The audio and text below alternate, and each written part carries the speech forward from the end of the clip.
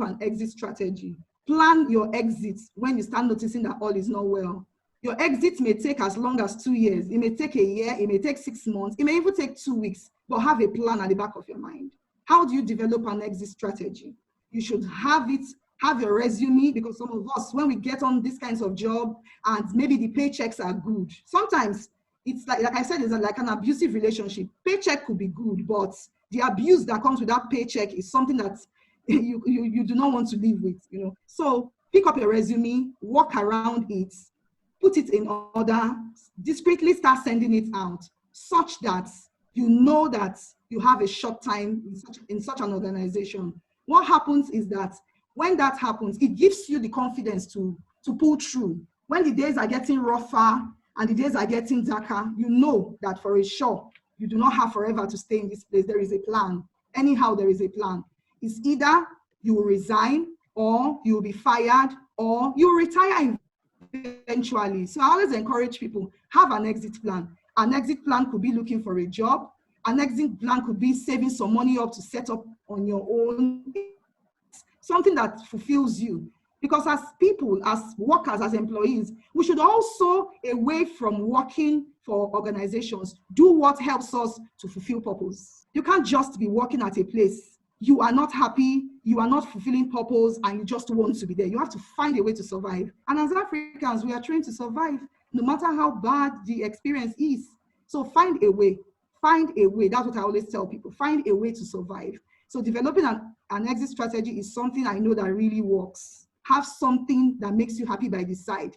Because when that happens, it even helps you eventually. Because when you now leave this toxic place and you have to move on to another environment, you are able to weigh your options.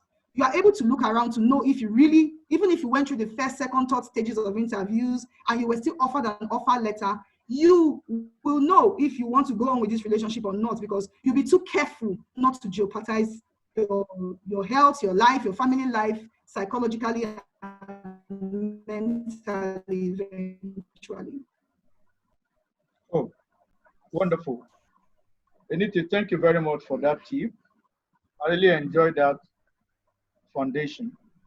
Okay, from some of the things you said, before I allow people to ask questions, I need to ask some questions, especially some expectation from our participants. So you've touched some of it, and I need to still re-emphasize some. We're talking about somebody who owns his life. You know, in this part of the country we are, where it's very difficult to even secure a job. We've been working for the past 10, 15 years in a place, and the job is already guaranteed.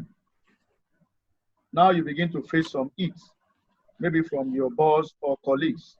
You know, it's very difficult to just exit that organization if we are to be realistic. So I would like to ask you, based on your experience as HR expert,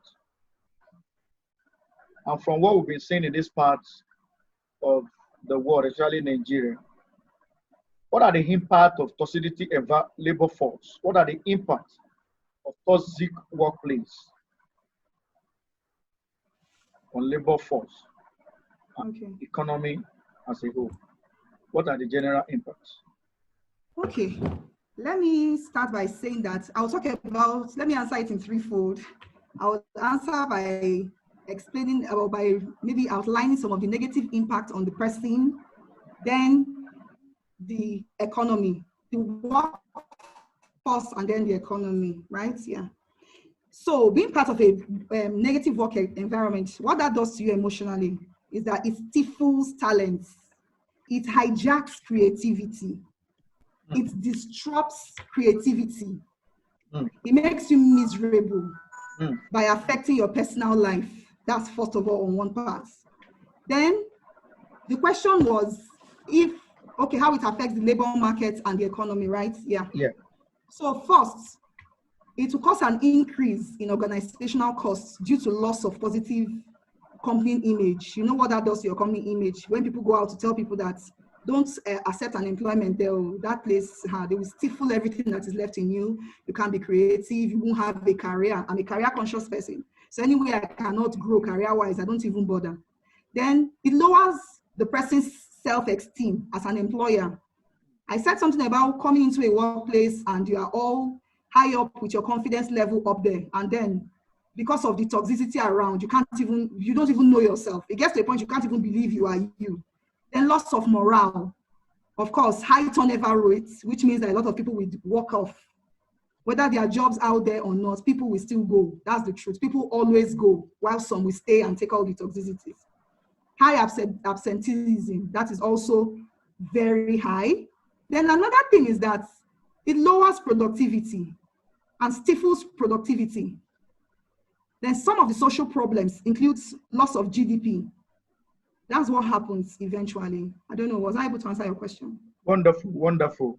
Of course, the multiplier effect on economy is much. There are many, we cannot even exhaust them. Because today, productivity is very poor because of toxic workplace.